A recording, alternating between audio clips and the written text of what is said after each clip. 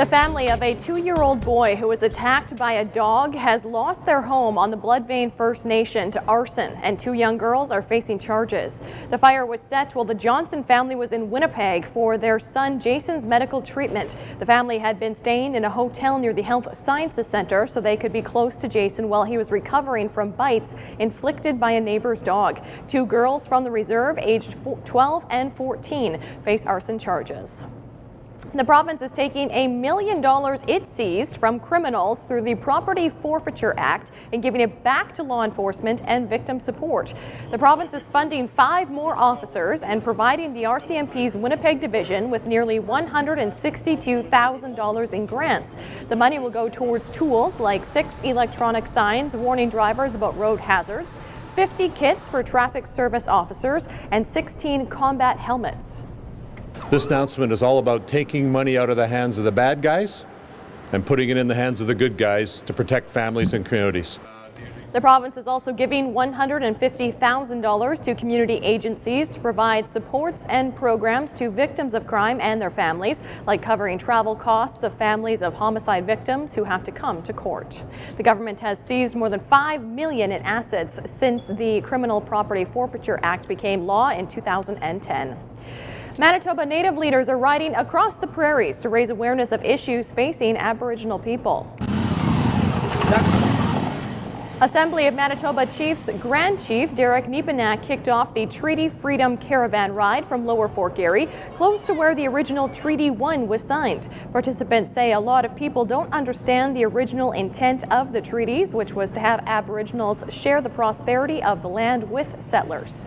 What has happened instead, though, is that the treaties haven't been honored and we've been left in poverty and most of our people are on welfare, and that wasn't the original intent. Riders will visit more than 40 communities in Manitoba, Alberta, and Saskatchewan. The ride itself is expected to take about 10 days. The names of 4 Blue Bomber Hall of Famers will become staples at the new Investor Group field. The Blue Bombers held a contest to name the 4 main gates at the stadium. After selecting from 40 names, fans decided on which 4 would be the best ones to have featured at the gates. The honor of being at Gate 1 goes to Milt Stiegel, who was an all-star receiver for the team from 1995 to 2008 and currently holds the league record most receiving touchdowns. Think about the history of the Blue Bombers, over 80 years, and the fact that I'm one of the 4 that get voted for the main gates. This is an honor more than anything I can do on the field, because this is going to be something that's going to be here hopefully for a while, so I can say I'm in Winnipeg. What I did on the field was okay, but this is a legacy that will live on forever. The other gates went to Ken Plain, who led the Bombers to 6 Grey Cup appearances and 4 wins, Doug Brown, who finished his career with 429 tackles and 52 sacks, and Joe Poplawski, who helped the Bombers win the 1984 Grey Cup.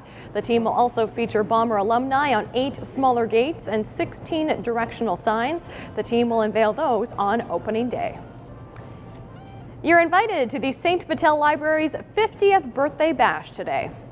The day starts off with family story time at 10:30 this morning with storyteller Leanne Keller. It's intended for kids between 3 and 5 and their families, but older siblings are also welcome. Then at 2 o'clock there will be a coffee party and a historical display where people will get the chance to browse through 50 years of history, including photographs, blueprints, and various memorabilia.